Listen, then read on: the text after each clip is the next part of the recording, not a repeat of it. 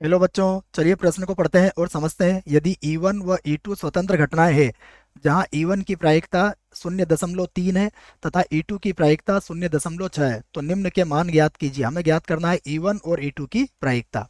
प्रश्न को हल करने से पहले हम प्रश्न के लिए मुख्य अवधारणा लिख लेते हैं। तो इस प्रश्न के लिए हम लिखते हैं मुख्य अवधारणा, जिसकी सहायता से हम इस प्रश्न को हल करेंगे।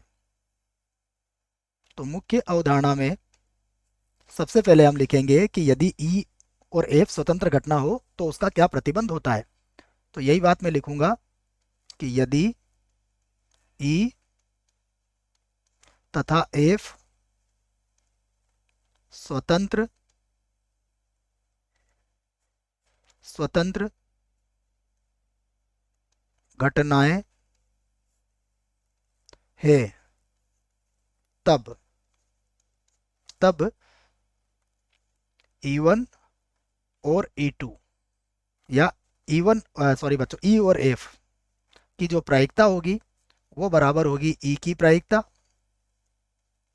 और गुणा एफ की प्रायिकता के बराबर होगी। ये आप याद रखें, स्वतंत्र घटनाओं के लिए यह प्रतिबंध होता है कि यदि ई और एफ स्वतंत्र है तो ई इंटरसेक्शन एफ की प्रायिकता बराबर होती है ई की प्रायिकता गुणा एफ की प्रायिकता के। अब जो प्रश्न में दिया है हम उसे लिख लेते हैं। तो हमें क्या दिया है, देखो। सबसे पहले हमें ई वन की प्रायिकता दी है, मैं इसको लिख लेता हूं। दिया है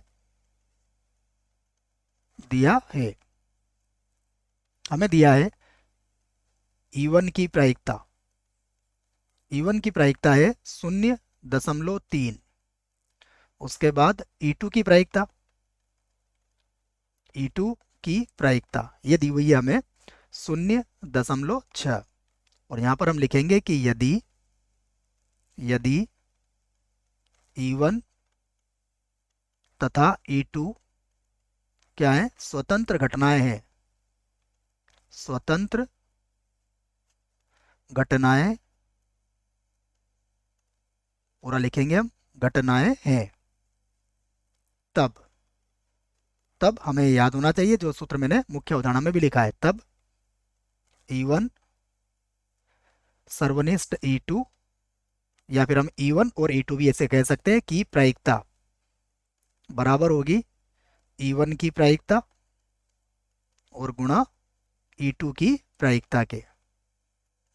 अब हम मान रख देते हैं जो कि प्रश्न में हमें दिए गए मान है। तो E1 की प्रायिकता हमें दी हुई है 0.3 और गुणा E2 की प्रायिकता दी है 0.6।